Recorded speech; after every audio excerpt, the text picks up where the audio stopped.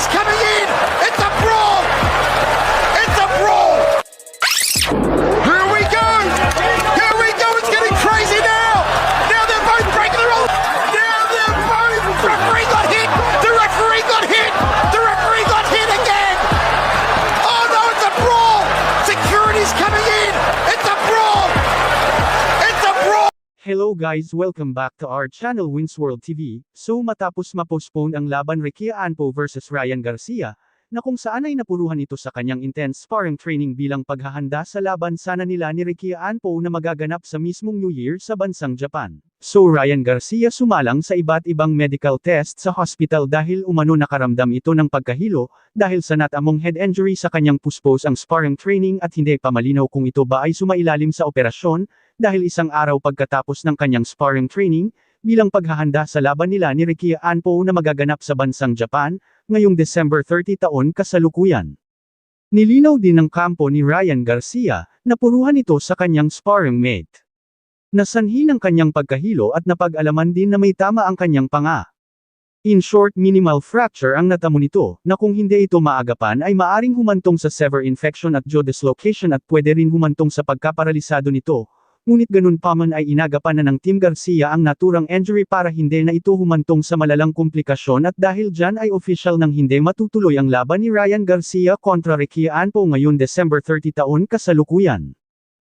Ating napag-alaman na ang laban ni Ricky Anpo ay tuloy dahil binigyan ng replacement fighter si Ryan Garcia, at ito ay si Sina Carimian na kung saan ay naghatid ng nakakabaliw na laban noong Martes sa Rizon Bang Aichi. Ang laban Ricky Anpo versus Sina Carimian ay nakikipagbakbakan sa huling round matapos ang pag-ikot ni Carimian ng suntok na parang hindi na sinusunod ang rules ng boxing.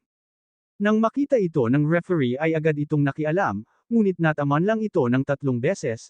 Alam naman natin na itong si Anpo ay isang magaling at veterano sa kickboxing, at nakalaban niya rin si former 8 World Division Champion Manny Pacquiao.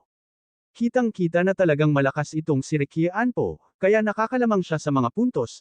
Maliit man siya tingnan kumpara kay Sina Carimian ay nagawa pa din itong patamaan ng mga solidong suntok itong si Carimian. Sa last round kasi ng laban ay biglang nag-spin punch itong si Carimian na labag sa rules ng boxing. Kaya agad itong nawarningan ng referee, ngunit talagang pinakita ni Ricky Anpo na isa talaga siyang matapang at entertaining na fighter, ay agad naman itong bumawi din ng spin punks.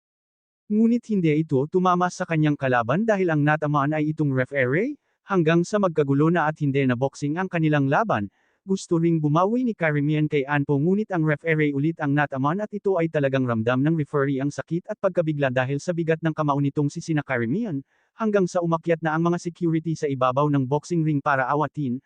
Ating rin napag-alaman na ang referee ay nagtamo ng pinsala sa ulo. Ayon sa mga fans ay nakakatawa panuurin, at maski si former 3 World Division Champion John Riel Casimero, former 8 World Division Champion Manny Pacquiao at Ryan Garcia ay natawa sa laban Ricky Anpo versus Sina Carimian, dahil rumble na ang nangyari, at hindi na boxing. Panalo si Ricky Anpo sa pamamagitan ng unanimous decision na may kabuuan score na 60-54.